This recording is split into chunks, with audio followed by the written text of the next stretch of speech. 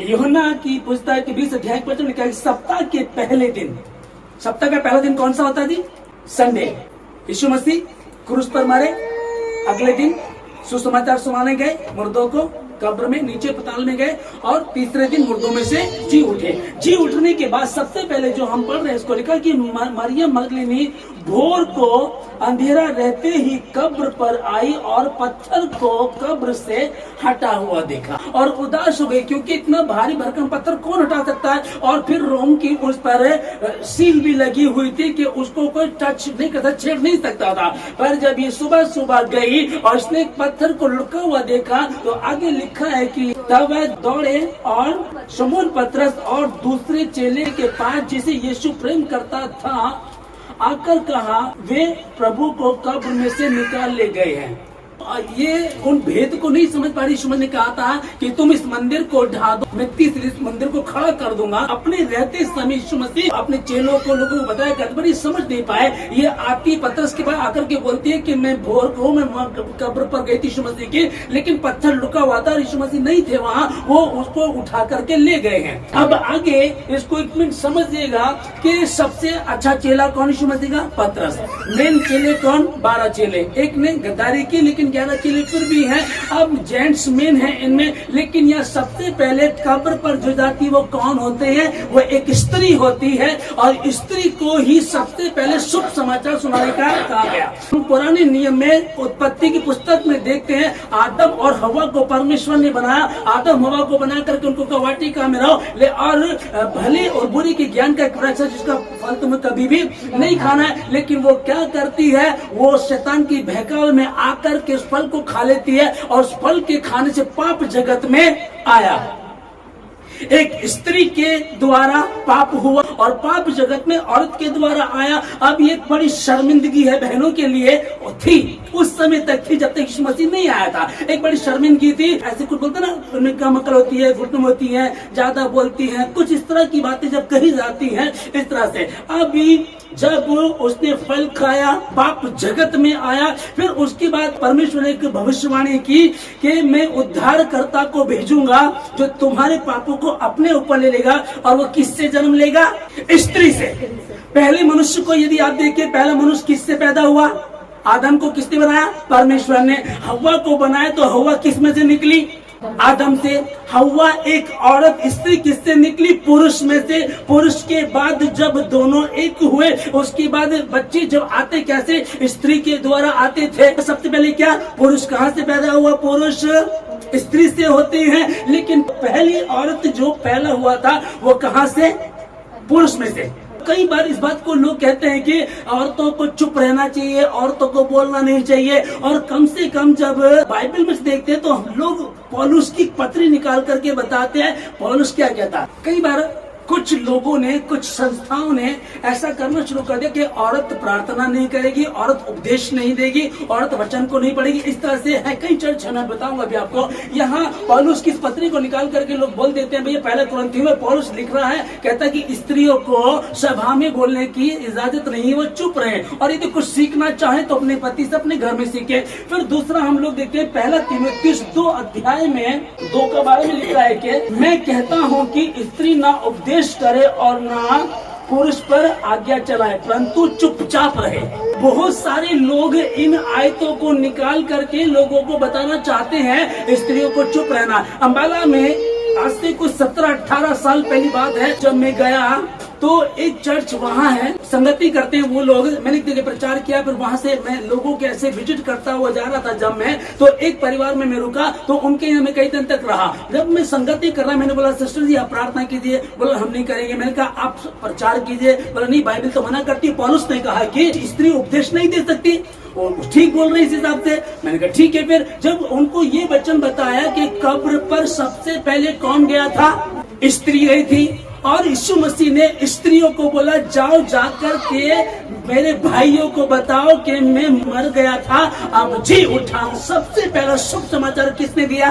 स्त्री ने दिया। परमेश्वर ने स्त्री की शर्मिंदगी, जो स्त्री की शर्मिंदगी थी, औरत ज्यादा बोलती है, औरत अधीनता में नहीं रहती है, औरत गलती करती है। देखो, औरत की वजह से जगत में पाप आया, उसने आदम की अधीनता में नहीं रही थी। कई बार इस तरह की बातें करते हैं, और ये था ये। लेकिन जब यीशु मसीह आया तब उसने शर्मिंदगी को बिल्कुल खत्म कर दिया। 12 वर्ष से लहू बहने की एक स्त्री को बीमारी थी, तो वो जो रोग था, एक दिन वो कहती यदि मैं परमेश्वर के वस्त्र को छू दूंगी चंगी हो जाऊंगी। अब वो कह रही कि मैं वस्त्र को छू दूंगी प्रभु के तो चंगी हो जाऊंगी। लेकिन बात ये आती है कि प्रभु के पास जब जब कोई जाता है, कोई अंधा आता तो प्रभु कहता है क्या चाहता है तू? प्रभु को पता है कि अंधा है, लेकिन प्रभु पूछता तो क्या चाहता है? लंगड़े के पास आया, 38 वर्ष की बीमार के पास आया, कहता है कि तू क्या चाहता है? अब प्रभु मुझसे पूछेगा कि तू क्या चाहती है, तो इतने सारे पुरुष हैं, इतने सारे मर्द हैं यहाँ, और मैं वहां बीच में खड़ी हूँ। अब मुझे बताना पड़ेगा कि मुझे लहू बहने की, तो शर्मिंदगी वाली बात, एक गुप्त रोग है, एक ऐसी बीमारी है, बताएं तो दिक्कत है। जबकि वहां के समाज में सभी को पता होगा, लंबे अरसे से इसकी बीमारी थी, डॉक्टरों पे जाती थी, डॉक्टर बदला करती थी, पर बीमारी नहीं जा रही थी। कहानी को आप जानते हैं। और यहाँ तक कि इसका विवाह भी नहीं हुआ थी, लहू बहने की बीमारी थी, तो विवाह भी नहीं हो सकता। उस दिन यीशु मसीह ने इससे कुछ नहीं पूछा, वो हर किसी से पूछता था, प्रभु को पता था इससे पूछूंगा तो शर्मिंदगी वाली बात है, उसने उससे नहीं पूछा। पर ये कहा कि मुझको किसी ने छुआ है। पतरस कहले प्रभु इतने तुझ पर गिरे जाते हैं, कैसे पता चलेगा? नहीं, किसी ने विश्वास से छुआ है। उस स्त्री ने विश्वास से जो चंगी हो गई और डरते डरते प्रभु के पास आए। यीशु मसीह ने कहा जा हे बेटी, तू अपने रोग से मुक्त हुई। ये नहीं पूछा क्या रोग था, उसकी डिटेल नहीं दी, बाकी के दिया करता था। मैं कोढ़ी हूँ, मेरे पास मत आओ, लोग बोला करते थे, उसको बोलने की जरूरत नहीं थी, उसने बुलवाया नहीं है। मालूम इस चीज की मैं गया था वहां की, मैं आपको बता रहा हूँ कि उस समय 17-18 साल पहले मात्र 8 परिवार होंगे उस चर्च में। अच्छी बिल्डिंग है, और धीरे धीरे वो घटते तो चले गए, पर बड़े, और आज मेरे को 2-3 परिवार उसमें होंगे। कारण क्या है कि जब वचन को तोड़ मोड़ करके बताओ दिक्कत आएगी। जैसा वचन है वैसा बता दो। लिखा है कि जो एक बिंदु बढ़ाएगा या घटाएगा वो नाश कर दिया जाएगा, और वो मेरे योग्य नहीं होगा। जब यीशु मसीह की लौत को ले जा रहे थे, तब उन स्त्रियों ने पीछे पीछे जाकर के देखा। अब देखिएगा, वो पुरुष सारे कहाँ गए थे? सारे के सारे पुरुष तो भाग गए थे, यहूदियों के डर से भाग गए थे। यीशु मसीह को पकड़ लिया, जब उसे पकड़ लिया तो हमारी दो खाते क्या, वो सारे के सारे भाग गए। लेकिन स्त्रियां उसके पीछे पीछे गई और देख रही थी वो उसकी लौत को कहाँ रखेंगे। यहाँ भी औरतें पहले थी, इनको भी पहला स्थान दिया गया। कई बार आप सुनेंगे, बहुत लोग बोलते हैं, मैंने भी सुना इस बात को, कि सत्संग में ज्यादा औरतें ही होती हैं।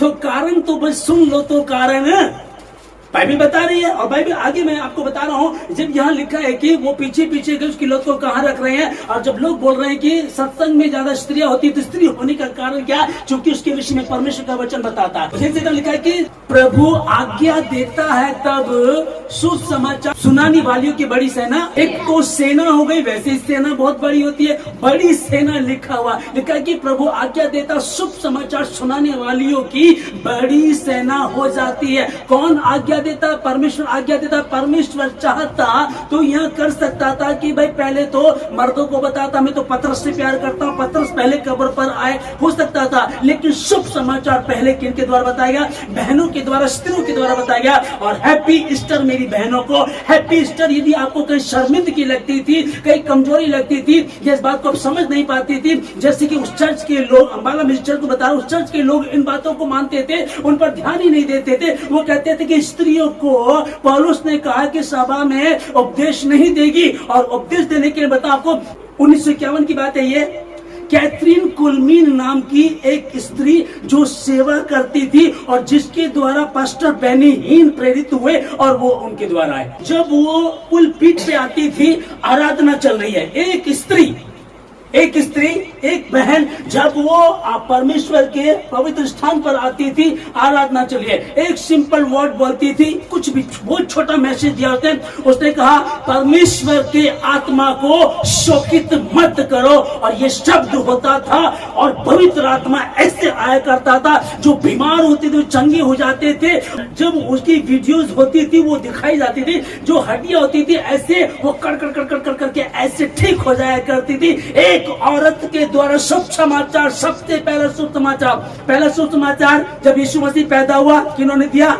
मजूसियों ने दिया, वो चरवाहे थे उन लोगों ने दिया। वो आए, उनको पता चला यीशु मसीह पैदा हो, ये पुरुषों के द्वारा ठीक है, दुनिया में बहुत पैदा होते हैं, राजा बहुत पैदा होते हैं, बहुत हुए भी हैं, चलो, लेकिन वहां भी डिफरेंट है कि बाकी जो पैदा हुए उनके हिसाब से यीशु मसीह कुंवारी से पैदा हुआ। जब पहले जो पैदा हुआ उसको बड़ा दिन में मनाते हैं, और दूसरा यीशु मसीह जब मरा, मरने के बाद तीसरे दिन जी उठा, जी उठने पर जो शुभ समाचार प्रचार किया वो बहनों ने किया, और परमेश्वर ने आपके सम्मान को बढ़ा दिया। जब परमेश्वर आज्ञा देता है तो शुभ समाचार सुनाने वालियों की, ये भजन संहिता 68 का 11 में लिखा हुआ है, जब परमेश्वर यहोवा आज्ञा देता है तो तब शुभ समाचार सुनाने वालियों की एक बड़ी सेना हो जाती है। सत्संग में आप बहनों को देखेंगी, आगे आप बहनों को देखेंगे, क्वायर में आप बहनों को देखेंगे, शुभ समाचार प्रचार करते हैं। लेकिन इस वचन को लेकर के पौलुस ने कहा स्त्रियां सभा में चुप रहे। वो कारण ये था, कई बार एक ही बात है आपको पता चल जाएगा, औरतें जब एक जगह बैठी होती हैं तो कई बार ये तरह कुंडल कहाँ से लिया, इतना सूट तो बहुत अच्छा है, ये कितने का लिया, कई बार ये वाली बात है, आप समझ सकते हैं बात को। ये इसलिए पौलुस ने कहा था क्योंकि पवित्र सभा है, परमेश्वर की उपस्थिति है, और स्त्री अगर वहां बातें करने लगे तो ये परमेश्वर को ये क्षण, तो पौलुस उस बात को लिख रहा था, लेकिन लोगों ने क्या कहना शुरू कर दिया। पौलुस ने कहा स्त्री प्रचार नहीं करेगी, उपदेश नहीं देगी, ऐसा नहीं है। सबसे पहला प्रचार दुनिया में, जमीन के ऊपर, आसमान के नीचे, अगर कोई मर के तीसरे दिन जी उठा, एकमात्र उसका नाम यीशु नासरी है, यीशु मसीह है। वो मर के जी उठा, जी उठने के बाद सबसे पहले जो उसने बातें की, मरियम मगदलीनी ने बताया यीशु मसीह जब वो कब्र के पास थी, कब्र को खाली देखा, पत्थर लुढ़का हुआ देखा, तो सर ऐसे झुका करके रो रही थी। तब बात होने लगी, स्वर्गदूत बात करने लगे। वो आगे चल करके जब देख रही थी तो पीछे से यीशु मसीह ने आवाज लगाई, मरियम। यीशु ने उससे कहा, हे नारी तू क्यों रोती है, किसको ढूंढती है? उसने माली समझकर उससे कहा, हे महाराज यदि तूने उसे उठा लिया है तो मुझे बता दे, तो कहाँ रखा, उसे मैं ले जाऊंगी। तब 16 में लिखा, यीशु ने उससे कहा मरियम। उसने पीछे मुड़कर उसे इब्रानी में कहा रब्बुनी, अर्थात हे गुरु। यीशु ने उससे कहा मुझे मत छू, क्योंकि मैं अब तक पिता के पास ऊपर नहीं गया हूँ। यूहन्ना 20:17 में लिखा है कि यीशु ने, परंतु मेरे भाइयों के पास जाकर उनसे कह दे कि मैं अपने पिता और तुम्हारे पिता और अपने परमेश्वर तुम्हारे परमेश्वर के पास ऊपर जाता हूँ। मरियम मगदलीनी ने जाकर चेलों को बताया, मैंने प्रभु को देखा और उसने मुझसे ये बातें कही। मरियम मगदलीनी से बात की गई, प्रभु यीशु मसीह ने उससे बात की, अभी मुझको मत छू। उसने कहा कि पर जाकर के मेरे भाइयों को बता दे कि मैं जी उठा हूँ। और उसने जाकर के ये गई और जाकर के चेलों को बताने की, मैंने प्रभु यीशु मसीह को देखा है और उसने मुझसे कहा है। सबसे पहला शुभ समाचार किसने दिया जी? तो बहनों ने दिया। कई बार शर्मिंदगी भी होती है, लोग बोलते हैं यार औरतें ही जाती हैं, मर्द तो जाते नहीं है। मर्द भी जाते हैं, पर अगर वो अपनी वैल्यू को समझेंगे कि स्त्री बाद में, पुरुष पहले मैं जाऊंगा बाद में स्त्री जाएगी। और कई लोग घर में से सोचते, कई बार बोलते ना कि भैया आप प्रार्थना में नहीं आते, पति को बोलते प्रार्थना में नहीं आते, क्या बोलते नहीं, अरे मेरी पत्नी तो जा ही रही है। तो फिर सुनो, खाना पत्नी खाएगी, तुम मत खाना, बताओ पेट भर जाएगा क्या? तब तो कई बार ऐसा ही होता है, और ये बहुत बड़ी गलती कर, जितनी देर करेंगे आशीष में भी उतनी ही देर होती है, क्योंकि पति पत्नी दोनों परंतु हुए एक है, और जब अलगाव होता है, संगति में नहीं होते, तो उनकी प्रार्थना में विघ्न ना पड़ जाए, इसलिए उनको सोने से पहले एक दूसरे से अलग रहो, कि कहीं परीक्षा में ना पड़ जाओ, ताकि प्रार्थना के लिए अवकाश मिले, अवसर मिले, फिर एक साथ हो जाओ। ये परमेश्वर का वचन बात को बताया, पति पत्नी जब दोनों साथ मिलकर के प्रार्थना, क्योंकि पहले पुरुष बाद में स्त्री, जब वो दोनों बैठ करके प्रार्थना करते हैं तो प्रार्थना बहुत जल्दी ऊपर जाती है। कई बार यही है, पुरुष कम जाते, स्त्रियां ज्यादा जाती हैं, कई जगह पुरुष जाते, स्त्रियां नहीं जाती है। ये शैतान की चाल है, और आप इस चाल को समझ लीजिएगा। यहाँ मेन बात क्या थी, स्त्री कब्र पर गई, कब्र खाली देखी, पत्थर लुका हुआ देखा, जब वो कब्र पर गए तब यीशु मसीह ने कहा मेरे भाइयों को जाकर के बताया कि वो यहाँ नहीं है, अपने वायदे के अनुसार जी उठा है, मुर्दों में से पहला फल जो जी उठा है, और उसने जाकर के शुभ समाचार बताया। 2023 वर्ष पूर्व प्रभु जी जो अब दुनिया में आए, मारे गए, गाड़े गए, और तीसरे दिन मुर्दों में से जी उठे, और जीवन और पूर्ण उत्थान के विषय में प्रभु जी जो आप बात कर, परमेश्वर सबसे पहले पूर्ण उत्थान आपका हुआ, आप मरे, मुर्दों में से तीसरे दिन जी उठे। लेकिन खुदावन कितनी खूबसूरत बात है कि आप मरे और मुर्दे जी उठे। पहले पूर्ण उत्थान प्रभु जी आपने उन ईमानदारों को किया जो तेरे साथ चल रहे थे, संगति कर रहे थे। खुदावन लिखा कि यीशु मसीह ने प्राण त्याग दिए और मुर्दे कब्र में जी उठे, और उसके बाद प्रभु तीसरे दिन यानी आज के दिन प्रभु जी आप जी उठे थे। ईस्टर का दिन, पूर्ण उत्थान का दिन, और वो बहने प्रभु जी जिनके साथ एक शर्मिंदगी थी कि पौलुस बताता है कि स्त्री चुप रहे, सब हमें बात ना करे, उपदेश ना दे।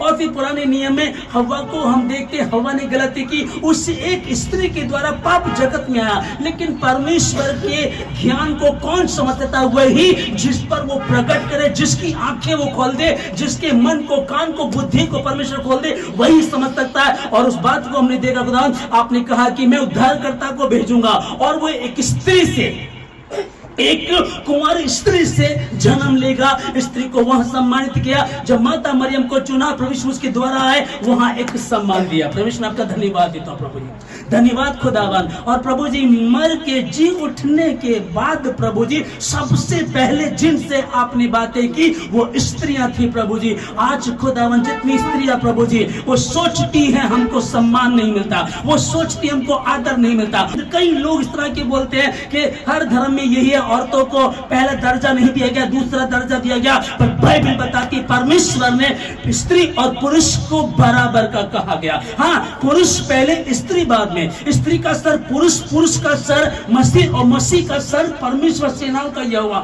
ये एक अलग बात है और विशेष भी है, लेकिन परमेश्वर ने स्त्री और पुरुष को एक कहा है। तुम्हें कोई छोटा कोई बड़ा नहीं है। और परमेश्वर ने जब स्त्री को बनाया तो उसने आदम की पसली ली, शरीर के सेंटर में से पसली ली, उसने घुटने की हड्डी नहीं ली, उसने पैरों की हड्डी नहीं ली, उसने पसली को लिया। उसको सब पता है, वो परमेश्वर है, सर्वज्ञानी है, सर्वव्यापी है, राजाओं का राजा, प्रभुओं का प्रभु है, सर्वशक्तिमान परमेश्वर है। मैं धन्यवाद देता प्रभु जी खुदावन कि ये कितने गर्व की बात है बहनों के लिए। कोई अपने आप को कमजोर समझती है, कोई कहती मैं अनपढ़ हूँ, कोई कहती ना समझ हूँ, कुछ कहती है कि मैंने पाप किया है, मैं व्यभिचार में थी, मैं चुगलखोर थी, मैं गलत करती थी, मैं चोरी करती थी। कोई बात नहीं, उसने सब पापों को मिटा दिया। मरियम जब आई, जब यीशु मसीह के पास था, उसके पैरों को धोया, उसके मरने से पहले उसने उसके ऊपर वो सुगंध द्रव्य लगा दिया था। और कोड़ी जो समोन था, समोन कहने लगा अगर ये नबी होता तो जान लेता कि ये औरत तो वह बेचारनी है। यीशु मसीह ने कहा तू क्या था, तू भी तो कोड़ी था।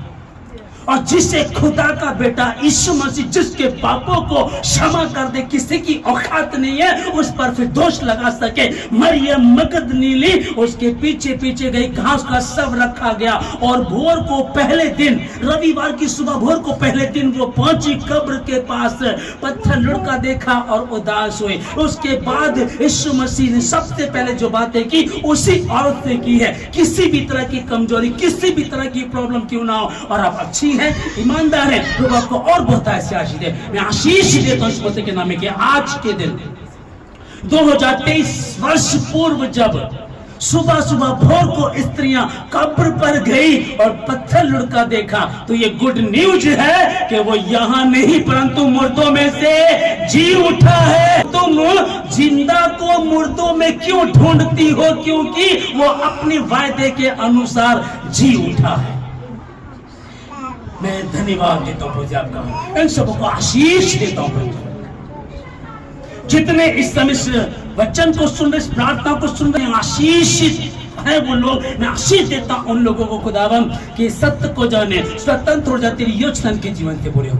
धन्यवाद प्रभु जी, धन्यवाद, धन्यवाद। सारी बातों में सारे आदर में आपको देके धन्यवाद के साथ प्रार्थना यीशु मसीह के नाम से मांगते हैं।